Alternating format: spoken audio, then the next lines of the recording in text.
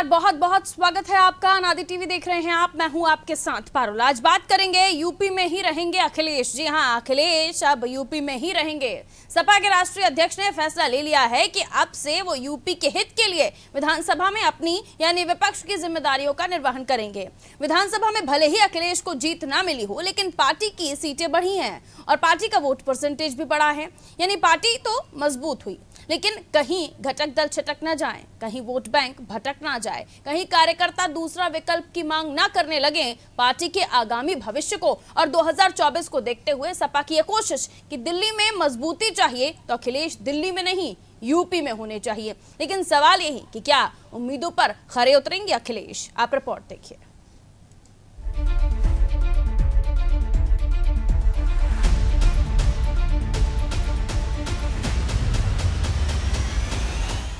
UP में सपा खेमे में काफी दिनों से सस्पेंस बना हुआ था कि अखिलेश यादव विधायकी छोड़ेंगे या सांसदी। अब पार्टी इस दुविधा से बाहर आ गई है। उत्तर प्रदेश विधानसभा चुनाव के नतीजों के ऐलान के बाद से ही ये बड़ा सवाल बना हुआ था कि आखिर अखिलेश यादव करहल सीट से विधायक रहना पसंद करेंगे या आजमगढ़ से सांसद। और आखिरकार अखिलेश ने अपना सियासी अखाड़ा चुन लिया। अखिलेश के इस कदम के पीछे सपा की सोची समझी रणनीति मानी जा रही है। यूपी विधानसभा चुनाव में अपने परफॉर्मेंस से असंतुष्ट पार्टी अब अखिलेश के नेतृत्व में 2027 के लिए तैयारी करेगी। साफ है, समाजवादी पार्टी ने रणनीति में बदलाव किया है। पार्टी के लिए केंद्र की राजनीति से अधिक यूपी में पकड़ मजबूत करना जरूरी है, क्योंकि 2017 में विधानसभा चुनाव हारने के बाद अखिलेश केंद्र की राजनीति करने लगे थे, जिसके बाद लगातार पार्टी कमजोर हुई। कोरोना काल के बाद एक्टिव हुए अखिलेश को भले ही वो जीत नहीं मिली जिसकी वो उम्मीद कर रहे थे, लेकिन पार्टी का वोट परसेंट भी बढ़ा और सीटें भी। नतीजों से पिक्चर साफ है कि अखिलेश ही पार्टी के वो लीडर हैं जो पार्टी की नैया पार करा सकते हैं। करहल से चुनाव लड़कर जीते अखिलेश सदन में नेता प्रतिपक्ष की भूमिका में नजर आ सकते हैं। इस निर्णय पर पार्टी का कहना है कि यूपी विधानसभा में लोगों से अखिलेश की मुलाकात हुई और लोगों की समस्याओं को सुनकर अखिलेश को लगा कि यूपी में ही रहकर जनता के मुद्दों को सदन में उठाएंगे। देखिए, निश्चित तौर पे समाजवादी पार्टी सरकार को आईना दिखाने का काम करेगी। हम अपने नेता आदरणीय अखिलेश जी के नेतृत्व में सड़क से लेकर सदन तक संघर्ष करेंगे। जनता की जो भी मूलभूत समस्याएं होंगी उसके निदान के लिए सरकार से हर संभव जो भी मुमकिन होगा, जिस तरह से हो सकेगा, हम सरकार पे दबाव बना के जनता के हित में फैसले कराएंगे। इधर बीजेपी का कहना है कि 2024 में अपनी हार को देखते हुए डरी हुई सपा और अखिलेश ने ये निर्णय लिया है। 24 में भी समाजवादी पार्टी को कोई स्पेस नहीं देने जा रही है, इसलिए अपनी विधानसभा की सदस्यता को बचाए रखने के लिए उन्होंने लोकसभा से इस्तीफा दिया है और विधानसभा और सदस्यता दोनों लोगों ने रिटेन करना मुनासिब समझा है।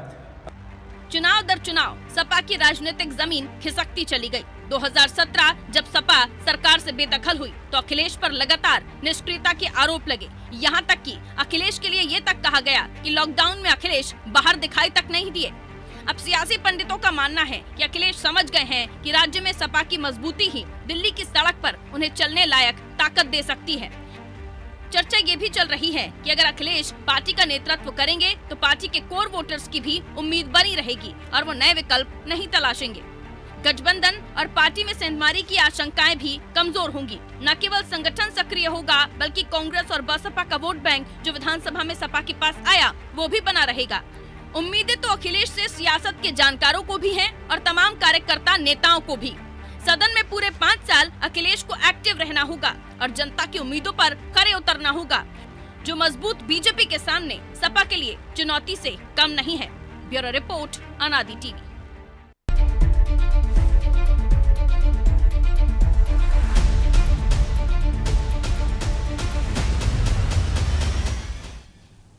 तो चुनौतियां कम नहीं है। यूपी में ही इन तमाम चुनौतियों से लड़ना या कहें कि इनसे दो चार होना अखिलेश ने कबूल किया है और उत्तर प्रदेश में रहकर वो अपनी पार्टी को मजबूत करेंगे। लेकिन इसको लेकर आरोप दूसरे भी लगाए जा रहे हैं। पहले मेहमानों से आपकी मुलाकात करवा देते हैं। शबनम पांडे जी भारतीय जनता पार्टी से हमारे साथ मौजूद हैं, प्रवक्ता भारतीय जनता पार्टी के। बहुत स्वागत शबनम जी आपका। नदीम कुरैशी जी हमारे साथ बने हुए हैं सपा से। नदीम कुरैशी आपका बहुत बहुत स्वागत करती हूँ। रजा रिजवी साहब हमारे साथ मौजूद हैं, वरिष्ठ पत्रकार हैं आप। बहुत पुराने पत्रकार, बहुत अच्छे राजनीतिक विश्लेषक, बहुत बहुत स्वागत आपका। आपके अनुभव का हमेशा हमें फायदा मिलता है। रिजवी साहब, सबसे पहले शुरुआत आप ही से कि अखिलेश का सांसदी छोड़ना और विधायकी कबूल करना क्या वाकई सपा की मजबूती के लिए उठाया गया ये कदम है? ये 2024 में वो अपने आप को नहीं पाते, इसलिए उन्होंने कहा कि एक पद तो रहने दीजिए। रजा साहब, देखिए पारुल जी, आपको ये बताना चाहता हूँ कि जब मुलायम सिंह यादव विपक्ष के नेता बने थे और समाजवादी पार्टी के वो राष्ट्रीय अध्यक्ष थे, और जब विपक्ष के नेता बने तो पूरे प्रदेश के अंदर टहल टहल करके उन्होंने अपनी पार्टी को मजबूत किया हर जनपद के अंदर। क्योंकि जो प्रतिपक्ष का नेता होता है वो कैबिनेट मिनिस्टर रैंक होता है, उसको सरकारी गाड़ी मिलती है, सरकारी बंगला मिलता है, अर्दली मिलता है, सचिवालय में पूरा स्टाफ मिलता है, उसको टाइपराइटर्स मिलते हैं, कम से कम 10-20 लोग साथ में रहते हैं सचिवालय के अंदर, बड़ा कमरा मिलता है सचिवालय के अंदर, और जाहिर सी बात है हर जनपद में जाएंगे तो उनको as a cabinet minister protocol मिलता है। तो उनको अपनी पार्टी को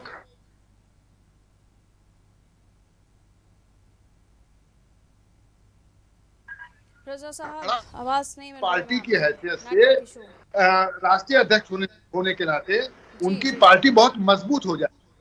दूसरी बात यह है कि अगर बात ये उठ रही थी कि शायद शिवपाल सिंह यादव जी को जो है वो प्रतिपक्ष का नेता बनाया जाएगा, लेकिन टेक्निकल ये है कि शिवपाल ने साइकिल के चुनाव पे चुनाव तो लड़ा, लेकिन उनकी प्रस्पा अभी पार्टी जो है मौजूद है, वो उसका अभी खत्म नहीं हुआ है।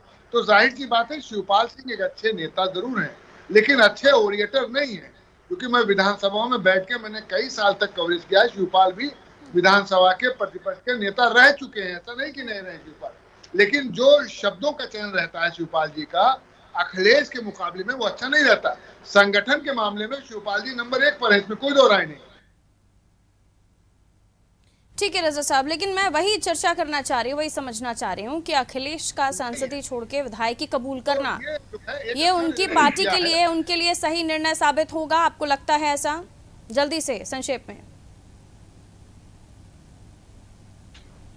रजा साहब। रजा साहब को आवाज नहीं मिल रही, जरा चेक कर लीजिए। हम दोबारा रजा साहब आपके पास लौटते हैं।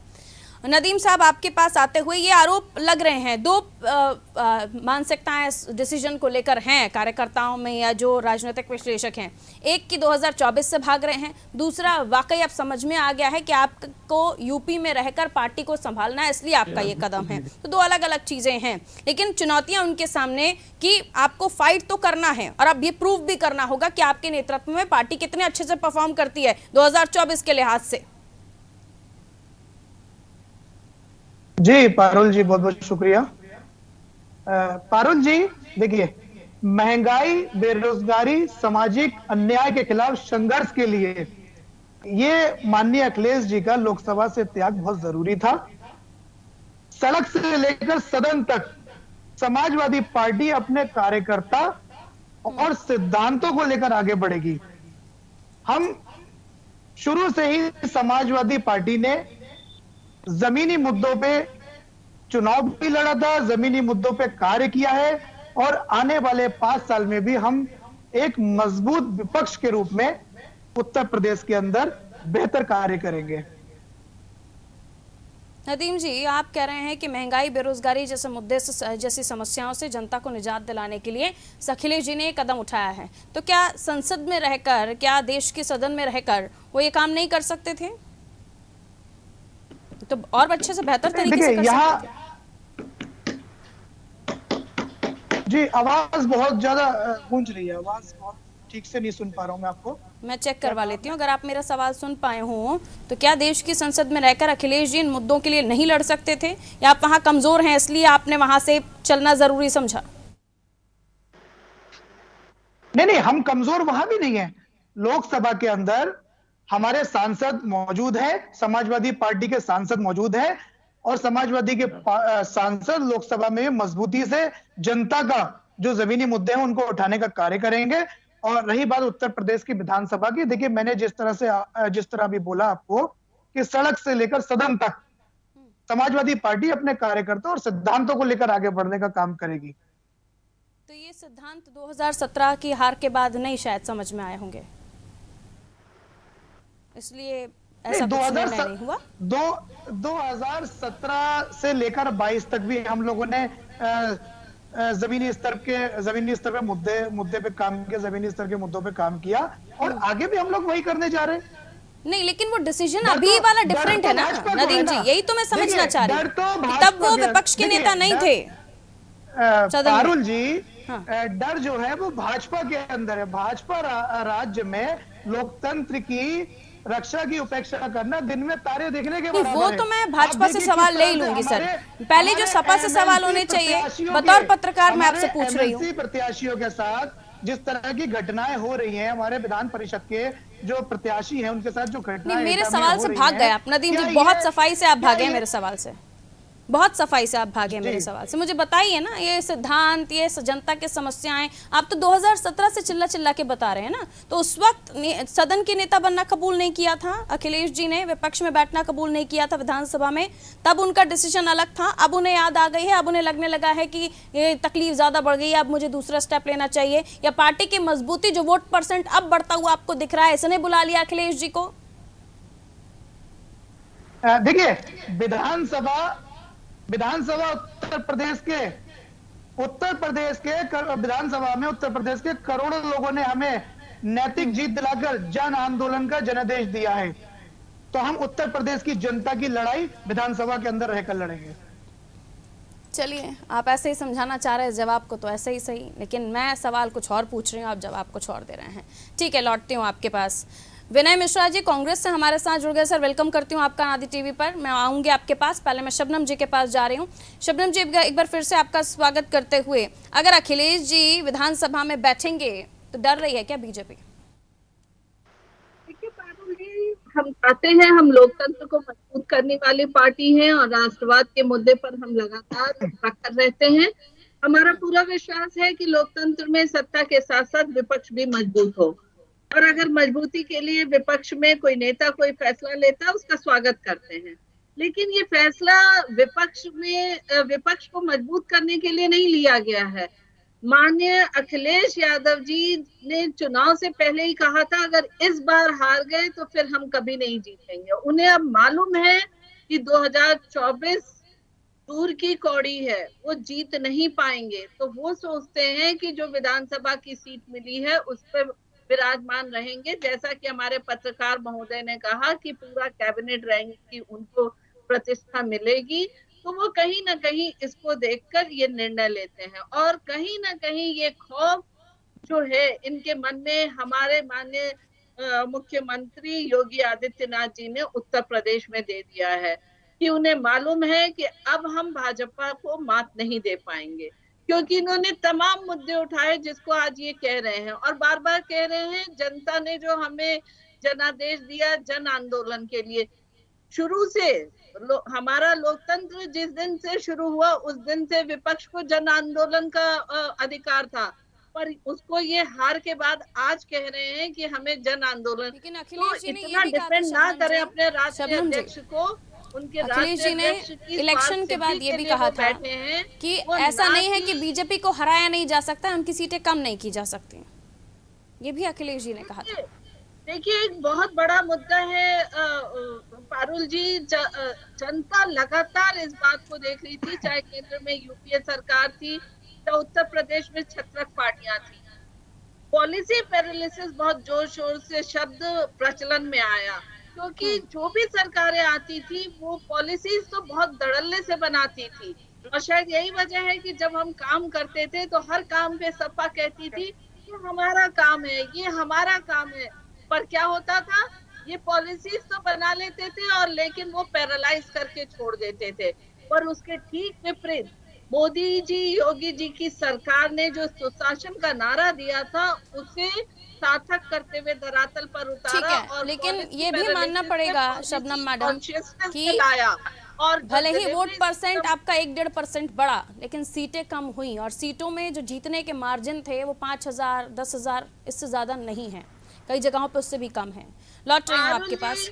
पारुल जी, 5 साल आज तक उत्तर प्रदेश में 37 इयर्स से ये देखने को आया, 5 साल सरकार करने के बाद वो मुंह की खाते थे, लेकिन हमने उस नियम को बदला, उस प्रचलन को बदला और जनता के दिल में अपना विश्वास जता के 2% वोट की बढ़ोतरी करते हुए ठीक है, सेकंड टाइम गवर्नमेंट रिपीट हुई है, ये बात सत्य है, लेकिन ये भी सत्य है कि उसी तरह से जनता ने आपको नहीं स्वीकारा। लौट रही हूँ अभी मैडम, लौट रही हूँ। विनय मिश्रा जी, आपका स्वागत करते हुए, इधर अखिलेश जी का विधानसभा में बने रहना, अब रीजन ये दिया जा रहा है कि वो पार्टी को मजबूत करना चाह रहे हैं और कार्यकर्ताओं में और नेताओं में जोश भरेगा कि हमारे नेता हमारे साथ सदन के अंदर मौजूद हैं। ऐसा अगर आपके पार्टी के कोई बड़े नेता कर लेते तो आप भी ऐसा कुछ बोल पाते?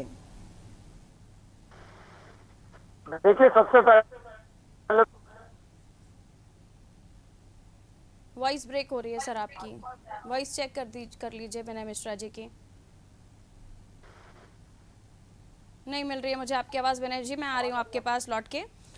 रजा साहब, मैं आपसे यही समझना चाह रही हूँ कि जो ये डिसीजन अखिलेश जी ने लिया विधानसभा में बैठने का, अभी तक ये अनाउंसमेंट तो नहीं हुआ है प्रॉपरली कि वो नेता प्रतिपक्ष रहने वाले नहीं रहने वाले, लेकिन ये डिसीजन उनके करियर के लिहाज से किस तरह से बेहतर है, पार्टी के करियर के लिहाज से किस तरह से बेहतर है, और अगर इसे इस तरह से देखें कि 2024 में वो अपनी सेफ सीट नहीं महसूस कर रहे थे, क्योंकि करहल में हमने परफॉर्मेंस देखा 2 पर बीजेपी रही, लेकिन आजमगढ़ में हमने देखा कि ज़्यादातर सीटें सपा के पास। लेकिन अब उस परफॉर्मेंस को भी आकलन करते हुए आप अखिलेश जी का ये निर्णय कहाँ पर पाते हैं? रजा साहब। देखिए पारुल जी, ऐसा है कि अखिलेश के साथ एक जिम्मेदारी, बहुत बड़ी जिम्मेदारी ये भी थी कि जो गठबंधन छोटे दलों से होता है, छोटा दल हमेशा समझदारी से गठबंधन उसी पार्टी के साथ करता है कि कोशिश करता है कि वो पार्टी सत्ता में रहे, क्योंकि जो छोटे दल हैं वो बहुत दिनों तक विपक्ष में नहीं रह पाते, क्योंकि वो छोटे दल हैं। सत्ता में जब रहेंगे तो उनकी पार्टी का विकास हो पाएगा, उनकी पार्टी तरक्की कर पाएगी। तो जाहिर सी बात है, जो छोटे छोटे दल हैं, वैसे आप ले लीजिए राजभर की पार्टी है, या कृष्णा पटेल की कमेरावादी पार्टी है, या महान दल है, या जो है ये पश्चिम की जो है जयंत की पार्टी है, राष्ट्रीय लोकदल है। आप देखिए कि जो है वो ओम प्रकाश राजभर ने अंबेडकर नगर में बहुत अच्छा परफॉर्मेंस किया, जहां लगता है उन्हें वहां स्विच कर लेते हैं। आप देखिए गाजीपुर में अच्छा परफॉर्मेंस किया, आजमगढ़ में अच्छा परफॉर्मेंस किया। इन जो गठबंधन की जो छोटे छोटे पार्टी है, इनको भी रोकना अखिलेश के लिए एक बहुत बड़ी समझदारी थी। अगर हम यहाँ रहेंगे तो रोक पाएंगे, अगर दिल्ली की पार्टी करेंगे मेंबर ऑफ पार्लियामेंट की, तो वो इस गठबंधन के लोगों को नहीं रोक पाएंगे। वो कहीं ना कहीं छटकने की कोशिश करेंगे और कहीं ना कहीं सत्ता के साथ आगे से पीछे से अंदर से हाथ मिलाने की कोशिश करेंगे कि उनको सम्मानजनक मिल जाए स्थिति। लेकिन मैं बताना चाहता हूँ अनुभव के नाते भारतीय जनता पार्टी बहुत समझदारी से 2024 के चुनाव से 6 महीने पहले राजभर को, हमें लगता है, मेरा अपना विचार हो सकता है सही हो या गलत हो, लेकिन 2024 के मेंबर ऑफ पार्लियामेंट के चुनाव से पहले इन छोटियों पार्टी पे वो अपना दांव कुछ ना कुछ लगाएगी। जैसे राजभर को नहीं छोड़ना चाहेगी तो लेके आएगी, 6 महीने पहले मिनिस्टर बना देगी, मेंबर ऑफ पार्लियामेंट के चुनाव लड़वाएगी, अपने ज्यादा से ज्यादा एमपी बना करके कोशिश करेगी कि भाई हमारा जो है दिल्ली में हम सत्ता पे फिर काबिज हो जाएं। तो अगर अखिलेश यहाँ मौजूद रहेंगे तो छोटे जो दल हैं उनको मजबूती से वो मान सकते हैं। कांग्रेस का समर्थन तो बहुत पहले से ही आपके पास था, ये तस्वीरों में भी दिखाई देता था और आज कबूल भी कर लिया है विनय मिश्रा जी ने कि आप नेता प्रतिपक्ष बनते हैं, अखिलेश जी सदन में बैठते हैं तो वो आपके साथ है। बधाई हो, शुभकामनाएं आपको एक बार फिर से। अब दूसरा सवाल मेरा ये है कि आसान नहीं है अखिलेश जी का उस गद्दी पर बैठना जिसके लिए वो निर्णय लेने की कोशिश कर रहे हैं। नेता प्रतिपक्ष की गद्दी पर बैठेंगे नहीं बैठेंगे, शिवपाल जी नाराज हो जाएंगे नहीं हो जाएंगे, क्योंकि उनकी भी मंशाएं होंगी, महत्वाकांक्षाएं होंगी। एक तो उनकी चुनाव चिन्ह से लड़ने नहीं दिया आप लोगों ने, अब प्रसपा भी उनके पास है, तो जाए कहाँ वो बेचारे। अब मसला ये है कि अखिलेश जी इन चुनौतियों के साथ साथ बीजेपी के सामने भी खड़े हुए हैं कि उनके साथ किस तरह वो सरकार को घेरेंगे सदन में, ये भी उनके साथ समस्याएं हैं। और भी लोग मुबाहे खड़े हुए हैं कि शायद उनका नंबर भी आ जाए नेता प्रतिपक्ष। कई लोग तो पहले से ही सोच रहे होंगे कि अखिलेश जी तो वापस जाएंगे, सांसद बनेंगे, विधायकी की गद्दी छोड़ेंगे तो फिर उनका कहीं ना कहीं नंबर आ ही जाएगा, तो उनको भी संभालना है। क्या कहिएगा? देखिए पारुल जी, समाजवादी पार्टी एक मुख्य विपक्ष के रूप में उत्तर प्रदेश के अंदर उभर कर आई है और जनता ने हमें विपक्ष में रहने का जो जनादेश दिया है, हम जनता की समस्याओं को विपक्ष में रहकर बखूबी उठाएंगे और उनकी उम्मीदों पर खरा उतरने का कार्य भी करेंगे। मैं देखिए, अभी शबनम जी ने एक बात कही कि अखिलेश जी डर गए, समाजवादी पार्टी डर गई।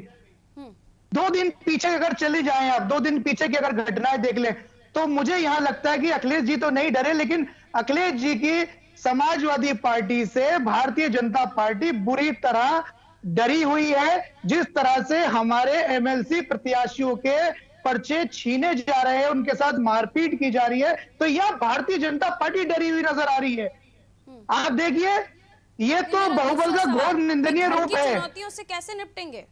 शिवपाल जी भी हैं, ये और भी लोग हैं, वो पहले भी सदन में रह चुके हैं, प्रतिपक्ष की भूमिका निभा चुके हैं, अब दोबारा आप उन्हें बनाएंगे नहीं क्योंकि अखिलेश जी आ गए हैं, तो इन चुनौतियों से कैसे निपटेंगे? माननीय शिवपाल यादव जी अखिलेश जी के साथ हैं और उनकी जो पार्टी थी रहना पड़ेगा, उनको कर भी कह सकते हैं। समाजवादी पार्टी में विलय हो चुका है, वो कहीं नहीं जा रहे और अब भारतीय जनता पार्टी को शायद इसी बात का डर है कि अखिलेश जी और शिवपाल जी एक हो गए। इसी डर और इसी खौफ की वजह से एमएलसी के हिसाब से रजा साहब, एमएलसी की बात की जा रही है, एमएलसी इलेक्शन में वोटिंग वो लोग करते हैं जो खुद प्रतिनिधि हैं। रुकिए नदीम साहब, एमएलसी के लिए वोटिंग वो करते हैं, वोट का अधिकार उन्हें होता है जो खुद प्रतिनिधि हैं, तो उस लिहाज से विधायकों की संख्या के लिहाज से ज्यादा 30-31, अगर मैं गलत नहीं हूं तो रजा साहब आप करेक्ट कर दीजिएगा, सीटें एमएलसी की बीजेपी के पास आ रही हैं। तो ये लड़ाई किस बात की हो रही है? किस बात का दम भर रहे हैं कि किस बात का डर है, किस बात का बवाल है? रजा साहब, मैं कुछ कहना चाहूंगा यहाँ, मैं कुछ कहना रजा साहब से चाहूंगा आपकी बात को करेक्ट करवा लूं। देखिए, मैं आपके चैनल पे ही देख रहा था, कल और परसों के न्यूज में देख रहा था किस तरह से बीजेपी के लोगों ने एटा के अंदर जिस तरह से प्रत्याशियों के साथ मारपीट की और उनके पर्चे छीनकर भागे हैं। ये क्या है, ये बताइए, क्या भारतीय जनता पार्टी के अंदर ये गनीमत है? आपने ये नहीं कहा कि हम ऐसी खबरें नहीं दिखाते। जनप्रतिनिधि ही वोट करते हैं एमएलसी प्रत्याशियों को। तो मैं आपको एक चीज बता दूं कि सभासद से लेकर विधायक और सांसद नंबर, ईमानदारी से नदीम साहब, नंबर उतने हैं आपके पास कि आप कह रहे हैं कि हमारे पर्चे छीने जा रहे? क्यों छीनेगी बीजेपी जब उनके पास नंबर गेम में वो आगे हैं ही? तो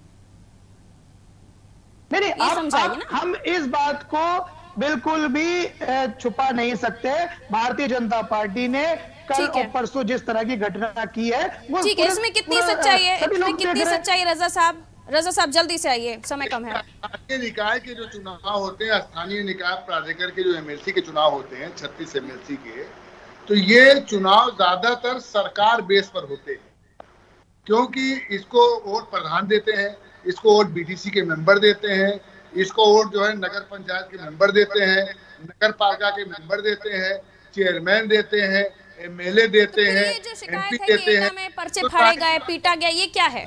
इसमें कितनी सत्यता है? और ये क्या एमएलसी के चुनाव की वजह से ही हो रहा था? तो जो जिसकी सरकार होती है उसका ज्यादा ये रहता है कि उसके एमएलसी से ज्यादा जीत के आते हैं। एक बात मैं आपको पारुल जी बताना चाहता हूँ कि रिजवी साहब, जिसकी सरकार होगी क्या वो लोग गुंडागर्दी करेंगे? इस तरह से पर्चे छीनने का काम करेंगे? क्या है रजा साहब, पूरा देश देख रहा है, आप पत्रकार हैं, जमीनी हकीकत बहुत अच्छे से पहचानते हैं। देश देख रहा है। ठीक है नदीम साहब आपकी बारी हो चुकी है, रुक जाइए। लोकतंत्र पे हमला करने का कार्य कर रही है। ठीक है, शबनम जी के पास जाऊंगी अब मैं। रिजवी साहब जल्दी से कंप्लीट कीजिए। पार्लियामेंट होगा, हो सकता है कि वहां शिवपाल यादव को ही मेंबर ऑफ पार्लियामेंट के लिए टिकट दिया जाए। इसलिए दिया जाएगा कि वो सीट अखिलेश यादव की आजमगढ़ की है, तो आजमगढ़ के लोग चाहेंगे कि मुलायम परिवार का ही कोई व्यक्ति वहां से आकर के मेंबर ऑफ पार्लियामेंट लड़े, तो हो सकता है शिवपाल लड़े।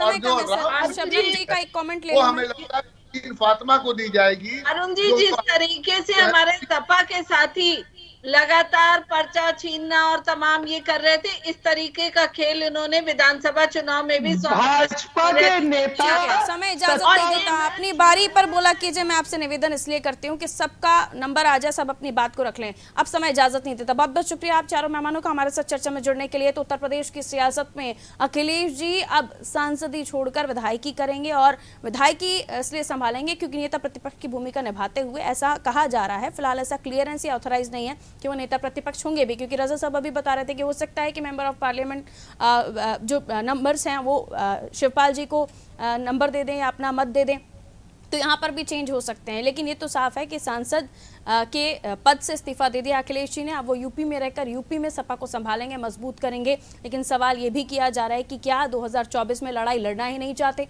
अखिलेश यादव। दीजिए इजाजत, रखिए अपना ख्याल। नमस्कार।